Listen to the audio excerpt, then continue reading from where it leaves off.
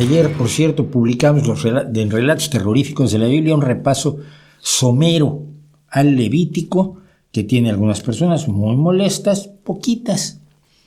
Bueno, me condenaron, ya me condenaron al infierno 2 de ellos, pero bueno, pues les gusta. ¿Sabes qué? Es un fenómeno muy peculiar de la caridad cristiana que a mí siempre me ha llamado la atención. La caridad cristiana parte de la base de que si no crees en lo que ellos creen, ya estás, y sobre todo yo que ya soy mayor de edad, entonces te dicen, ya estás cerca de que Dios te castigue y te hunde en los infiernos. Y hombre, y esa es la caridad cristiana que te enseñó Jesucristo, pues qué mal aprendiste o qué mal te enseñó, o qué consciente estás de que todo es un cuento, porque es una forma terrible de tratar a la gente, ¿no? Te hundirás en los infiernos, te destrozaré, como le dice Dios que le va a hacer a los israelitas en el Levítico.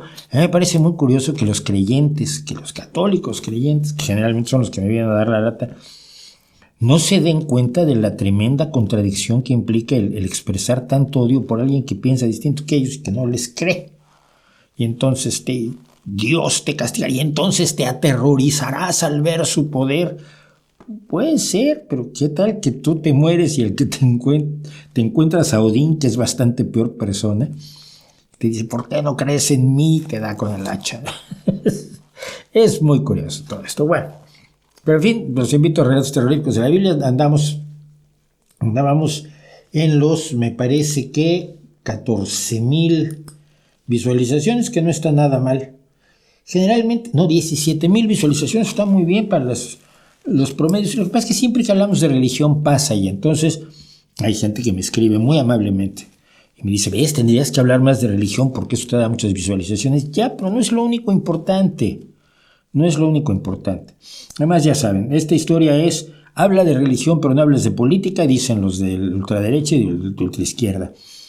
Habla de política y de pseudociencias, pero no hables de religión, dicen los fanáticos religiosos. Habla de política y de religión, pero no te metas con las pseudomedicinas, dicen los que viven de venderle, de embaucar a la gente con pseudomedicinas y pseudo cosas. Entonces, pues, al fin y al cabo, tengo a todos descontentos y eso me da muchísimo gusto. Me llena de orgullo y satisfacción, que diría el ex-rey.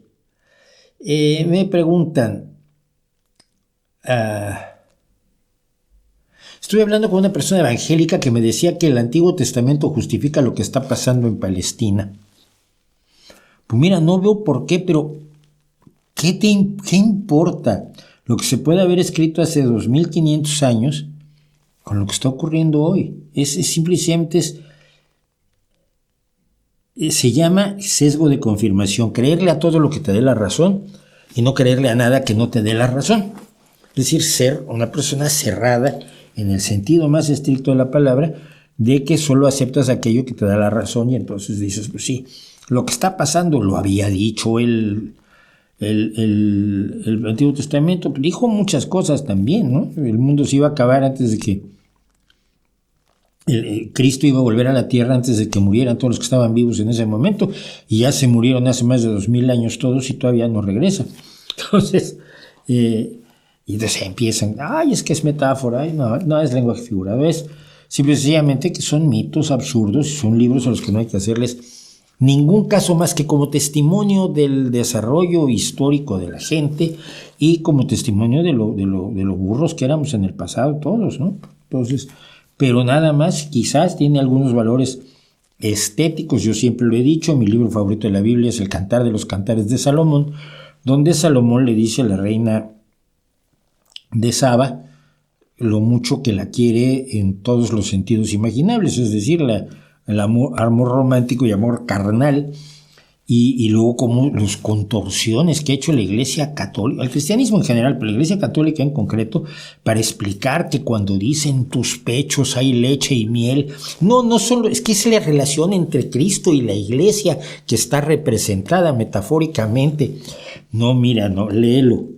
Lee el Cantar de los Cantares de Salomón y no es la relación de nada con la Iglesia, es que la nena le gusta un montón. Lo cual siempre es sano, por cierto. Hagamos el amor y no la guerra.